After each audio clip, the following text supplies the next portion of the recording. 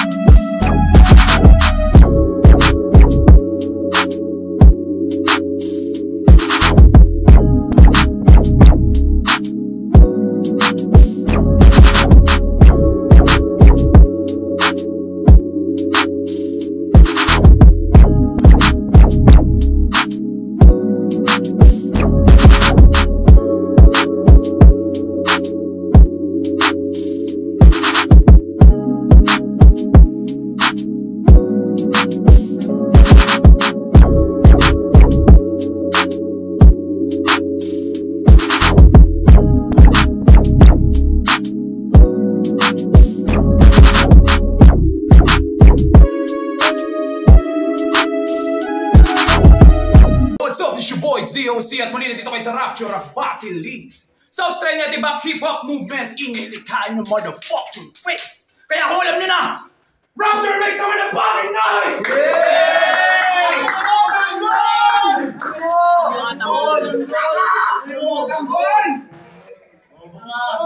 Big shoutout sa Street Kings, Lil Norman Brands, Beeb 1828, tawag dito, Peso Site Clothing, Villa, The Good, Karanasan Worldwide, shoutout kay EA Paxson, at syempre shoutout din sa Berling Kahoy Production. Kung meron pa akong dito shoutout sa susunod na video na lang, at merong tournament na parating quarter finals at merong MC sa aking kanan. Magpakilala ka! Yo, Verse Vexa ng Slum Dwellers, and shoutout sa Crossroad Cartel, and shoutout sa bago kong mga grupo sa Creo, kala Batman Nulat, kala Cinco, kala Nasha, and kala Dibro. Yeah. Kuya Mike Swift, sunugan shoutout. Merong MC sa kaliwa! Magpakilala ka! Yo, Neurad nga pala. Shoutout sa mag-ina ko. Bagong panganak lang. Yeah! Tropang pumunta kay Joed, kay Lawrence, kaya kay paring Eliver. Yun lang. Mamaya na iba. Para malaman kung sino mauna, Jack and Boy tayo. Sino gusto mauna? At ang pag-usapan na nila mauna sa round 1 tournament battle. Nirad, kung ready ka na pala, pangan tayo. Nirad, go! Quarter finals na! Yung pangarap kong maging kampyon. Mga baray, madiinibahin mo ako ngayon. Mananatiling dominante hanggang maabot ko yun. Di ako magpapabaya, kaya dapat alam mo yun. Mga panggit! Yes! Nakaraang taon, nung huli akong sumubok, subalit na kampante, kaya pangalan ay natuhog, ngunit natuto at nahubog, sumentro at tumutok, maging demonyo kada duelo hanggang maabot yung rurok. Kaya malas mo lamang ako'y nakasabay mo sa daanan. Patungo sa kampyonato ay di mo mararanasan. Isa ka lamang sa basura, sa aking dadaanan, mga harang sa lansangan na aking tatapakan. Ito'y pangalawang baitang sa hagdan na aking papanikin. Kaya walang alinlangan ang kailangan upang hangarin abutin. Kaya wag mo nang tanggain na ikaw ay kaya wag mo nang tanggain. Kaya wag mo nang tanggain na ikaw ay paakyatin. Patungo sa ikatlong palapag, di kita papatuwarin. Kaya kung bitbit magaan, di tatalab yan. Dikdik na lamang, kawawa ka naman. Ganyan mang insulto, punto por punto, dito madadala ng agos kahit ibuhos mo ng todo. Kasi di mo kayang arukin lalim ng isipan ko. Yung pagsali mo sa turno, pinag-isipan mo, kaya ako ay naging wais. Sakto sobrang walang labis. Pulido mga tira tumatama bawat hagis. Ilang araw naging sayo at practice ngayon. Gumigiba na ng depensa malagyanis. Kaya ito sa second round, tanginawak yan.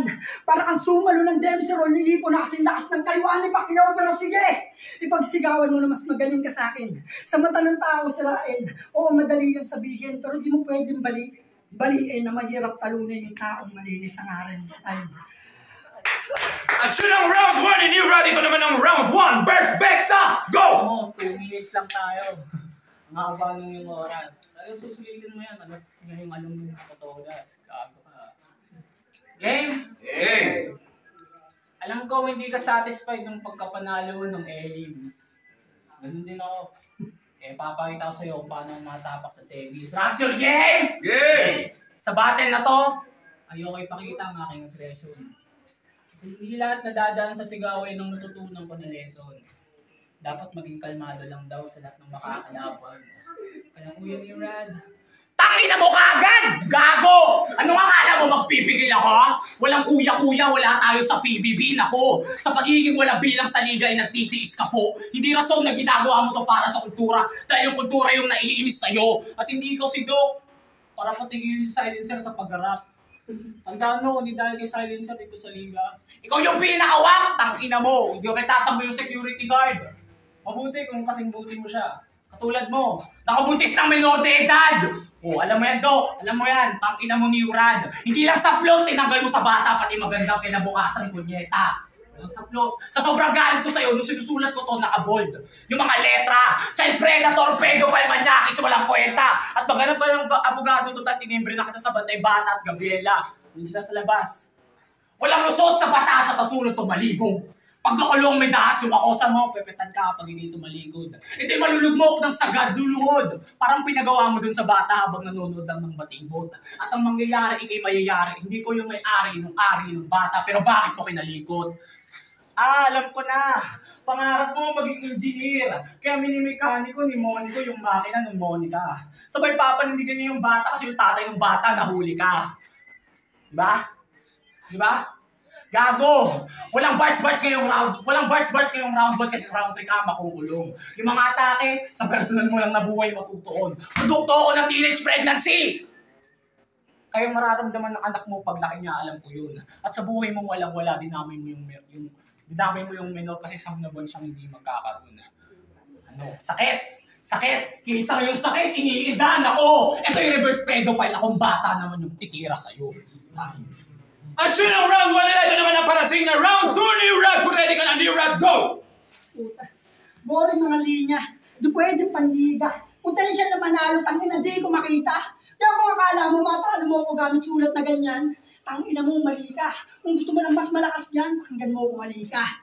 Round 2, game! Game! Saan naman? Hindi sasali ng basta-basta. Pag natuto yan ng konti, magagalit yan sa'yo, tapos mag-aangas-angas pa. Alam ko na yung mga karakas ng ganyang pagmumuka. Pupurihin ka niyan sa cam, tapos biglang idudura, kaya ikaw, bakit ka ba nandito? Ano ba ang totoo mong pakay? Gusto niya mag-champion. Gusto mo mag-champion, kaso di nga lang bagay. Puta. Ano, nakakalimutan pa. Kung akala mo, ganun lang kadali, nagkakamali ka pare. Pangalawang laban mo ng tour, natanggal pagkabirin mo, parang na-red ng madre. Kasi malaki pinagkaiba natin kung usapang naresismo. At malaki pinagkaiba ng gusto lang manalo sa taong desidido. Kasi ako, bitbit ko aking bayag kahit saan man mapadpad. Dumadayo kung saan, katawan na natatagtag. Tumatayo pa rin sa buhay kahit na nalalaglag. Kaya ikaw ba ay pagsubok? Pues ikaw yung klase ng pagsubok na madaling ipapagpag. Kaya hindi ako titigil hanggat wala ka natututunan. Pupuruan hanggang masalang yung oras at puyat na iyong pinuhunan. Pero after battle, meron kang matututunan na hindi lahat ng bukas pwede mong panghimasukan o pinligto. Pwede sumali kahit sino. Ang sa akin lang, nandun ka na sa pulo eh. Ba't sumali ka pa rito? Diyos mio, paano mo nagagawang sa ibang liga dumayo? Hinog ka sa pilit na kinulang sa kalburo. Kasi masyado ka pang bubot para sa akin makipagsabayan. Mukha ka lang matigas pre, pero di mo kayang lakaran yung aking pinagdaanan. Kasi kung usapang experience lang, 2 rounds lang kayang-kaya kitang talunin. Di naman sa pagmamayabang pare, alam niya ng mga huradong hahatol sa atin. Pero sige, ipagsigawan mo na mas magaling ka sa akin. Sa mata ng tao, sirain. Oo, madali lang sabihin, pero di mo pwedeng baliin na mahirap talunin yung taong malinis ang harin. At yun ang round 2 ni Rad. Ito naman ang round 2, Burst Bexa, go! May isang linyang tumatak sa akin ng laban mo kay Akak. Hanggang ngayon, nag-aalala ako para sa'yo at hindi ako mapanatag. Kasi ang dami mong pwedeng tulad doon pa sa malaki yung galit ni Doka. Nagtataka ako kung paano ito dito nakatapak. Ang dami-dami mong pwedeng gayahin. Si Badang pa, tangina mo, hindi ka ba nababagabag? Kasi sabi niya ng laban niya kay Atak, kasi natapat ka sa battler na may malabadang na abilidad na may sunod-sunod na puncher. Kumain natin, malabadang, I mean reference, abilidad, sunod-sunod na puncher. Sunod-sunod na puncher. Tangina nito nito. Padang ha. I don't know what the fuck you did. Gago. Puncher! Mali grammar mo. So susunod na mag-English ka, mag-ingat ka naman. Punches yun. Tangina mo. Matamaan kami yan. Gago ha. Puncher! Ganito gumamit ang puncher. Yung pandikinan. O talagang bumubutas. Gago. Puncher, bumubutas. It's na ba yung angle? Ganito gumawa ng round sa taong kapapel, pero maiba. Papunta tayo ng nalaban mo kay Silencer. Hanggang ngayon, napapasabi na lang ngayon, literal. Awit, sir.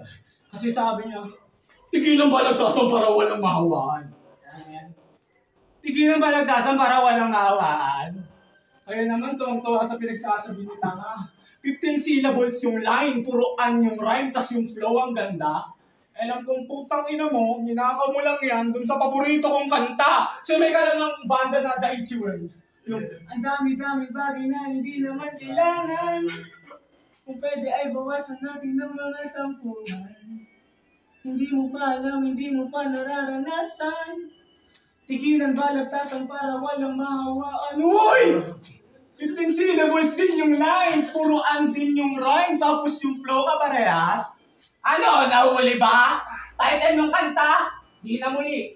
Di na muli. Huwag ka nang uulit ha. Pansin mo, puro katangahan mo ginagamit ko, kaya huwag ka magtata kung bakit nagdadamay yung kasintahan. How ironic na wala kang takot sa Diyos, ikaw nga ito may apelyido na simbahan. Buntis ng menor! Ang kalabanin kasi yung mga gaganahan. Kung yung bata bumubuo pa lang ng ideya, ginawa mo ng ilaw ng tahanan. Ano, masakit ba? Ano, kupal na ba ako para idamay pamilya mo, pero pamilya mo bawal lumabas sa akin dila. Ako itong mali, kung sa ating dalawa ako itong may kukoteng tama. Tatandaan mo, ikaw yung bumuo ng inosenteng bata sa loob ng inosenteng bata. At yun ang round 2 nilang dalawa. Ito naman ang last round. New Rod, ready ka na? Go! Yo! Ito yung Neurad na preparado na akala mo si Sak. Kaya makinig mga hurado kung paano umiyak. Itong kalaban sa pagkapanalo, sigurado na biyak kahit puspusan sa ensayo pagkatalo mo tiyak. Kaya nung nalaman kung ikaw makakalaban ko, di man lang ako na-alarma. Di man lang tinayuan ng balahibo kahit na bahala. Kaya sa pulo, eto na ba yung pambato nyo, Diyos ko? Pandadayo nyo pala ba't di nyo hinubog ng gusto? At ikaw, sumali ka ng turna, di ka pa kinikilabutan? Talunan ka sa liga nyo, baka yung nakakalimutan. Kaya alam ko ngayon lang ang kaya mong gawin, kaya di mo ako maluloko. Malabo mo ako masilat kahit ikaw pa ay tumodo, di basta masusuwag kahit kasing bangis ng toro. Ito'y bisirong naligaw sa teritoryo ng komodo. Kaya lulunukin ko ng buo hanggang, kaya tutulugin ng buo. Kaya lulunukin ko yung buto hanggang mabasag yung bungo hanggang madurog yung buto. Kaya lulunukin ko ng buo hanggang mabasag yung bungo hanggang tangina! Yung atake ba malabo? Paano hindi mag-chuchok? Nilunok mo ng buo.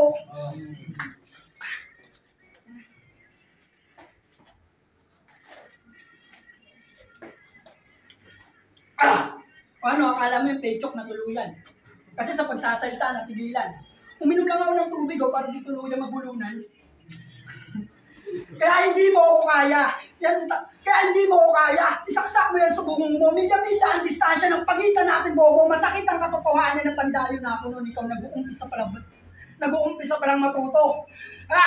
Kaya mukhang nagkamali ka ng gubat na sinuong. Masyadong magubat dito. Pre, baka umuwi kang gumugulong. Maraming bitagan nakakalat na pwede mong ikapahamak. Direksyon mo mali, kaya mali ka ng tinahak. Kaya kung minalit mo ko, yun ang pinakamali mong nagawa. Kilala ako ni Doc na hindi nagpapabaya. Sa bawat battle, sadyang nakakalimot lang. Pero pag di nakakalimot, kalaban pinapas lang. Pero sige! Pagsigawan mo pa rin na mas magaling ka sa akin. Sa mata ng tao, sarain. Oo, madali yan sabihin, pero di mo pwedeng baliin na mahirap talunin yung taong malinis ang akin.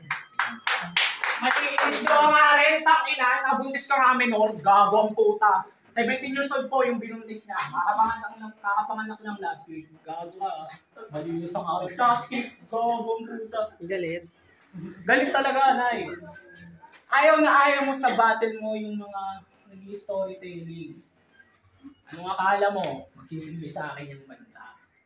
So Sayaan mong sarili mong kwento naman yung gagawin natin na paksa. Kasi siya si Niurad! Sa totoong buhay, ang pangalan niya, Darwin Gutierrez, Simbahan. Huwag niyo ulit isipin na kapangalan niya si Badang. Kung si Badang, siya si Darwin Barona.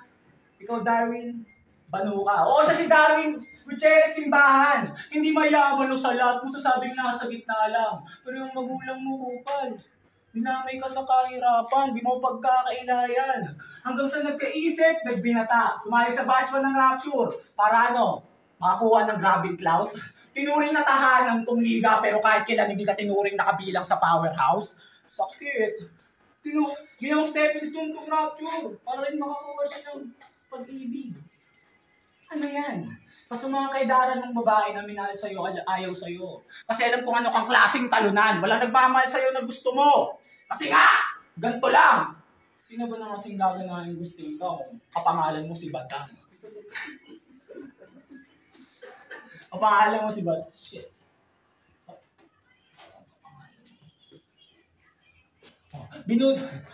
Hanggang sa, ito yung pangalawang kabanata. Para magkaroon siya ng pag-ibig, bumuo siya ng isang panata na ang tanging iibigin niya na lamang ay yung mga bata. Dinala mo sa buhay na miserable yung menor, ika'y makakarma. Yung bata, ginawa mong ina, na hindi man lang nagiging dalaga. Gago! Sakit? Sakit. Binood ko nang maigi yung pangyayari sa iyong buhay. At sa mga tropa mong nagsasabi sa'yo na okay lang bumuntis ng menor, alam mo sa sarili mo na hindi sila tunay. Simplihang tugmaan lang ng lahat ng gagawin ko. Maski ako sa choice of rhyming na to, nauumay. How ironic na yung asawa mo yung nanganak, pero ikaw itong isang paa ngayon yung nasa hukay. Sakit. Lahat ng personal na sasabihin ko, meron pa tong isasagad. Pumunta ka, after na itong battle, pumunta ka sa iba't ibang lugar para yung sakit ay maipagpaga.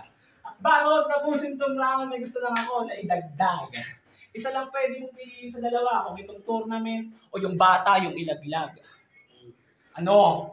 Kupal na ba ako? Mali na ba ako? Sa binigay kong question, kung alam naman natin nasa iyo pa rin yung huling desisyon. At maski ako sa ginagawa kong to, pandadami. Pansin mo sa bawat dulo ng round ko, nadadama yung mag-ina mo. Maski ako, sa ginagawa ko to, hindi ako naimili. Gusto ko lang iparana sa'yo. Last ang ginawa mong aksyon, nasa uli yung pagsisisi. At last, sa pagsusulat para sa semis, hindi ka na ma-hassle cap. At sa nga po pala si Niurad, ang kauna-unahan, pinatigil ng Verse Bexa sa battle rap. Yo, what's up? It's your boy ZOC at napag-desisyonan na ng 5 hurado na meron tayo 5-0 at advancing sa ating semifinal round dito sa Matiramatibay 5 tournament. Palakpakan tayo para kay Verse Bexa! Shout out! Yo, semis na tayo. Ayun kay Kuya John Smith. Huwag mong ibabanat sa akin, ibabanat mo kay Preso. Yun lang. And sa pagkalit sa Creo, and sa asawa ko, salamat sa suporta, and sa mama ko, and sa kapatid ko, and Kuya Niurad, pasaya sa angles, pero alam mo, battle lang. And, ayun nga, sa Crossroads, supportahan nyo yung lalabas namin ng clothing. Salamat sa inyo lahat. And mabuhay ang Rapture. Yeah. Yo, Niurad, shoutout pala kay parang Ruben, parang Anton, parang Jeffrey Lagadia, parang Kiben, Team Loner Gal, kay Kuya Kulot, Erwin, Bolbo, sa Nico, kay Joseph, kay Taguro, kay Eman Lopez, kay Boss Teteng, at sa tropang recycling area, at sa tropang Ireland, kay Gennard, at sa lahat ng tropang PTC, belated happy birthday kay Joven, yun lang.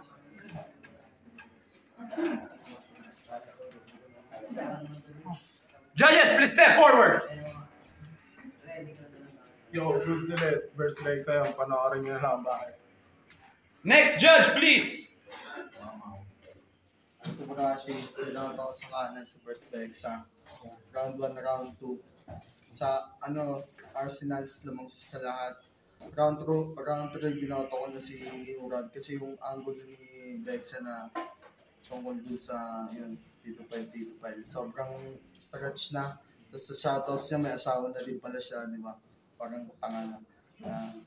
Round 1, round 2, Bexa, tapos round 3, ni Urad. So, Next judge. Boto Verse Bexa. In-explain naman na ng mga judges. Next judge, please. Isipan na sa round 1 ay round 2 Hindi nakuha niya yung round 3. Kasi talagang masyado na na-stretch yung So lahat ng masakit na salita, pwede mo nang parang pwede mo na siya.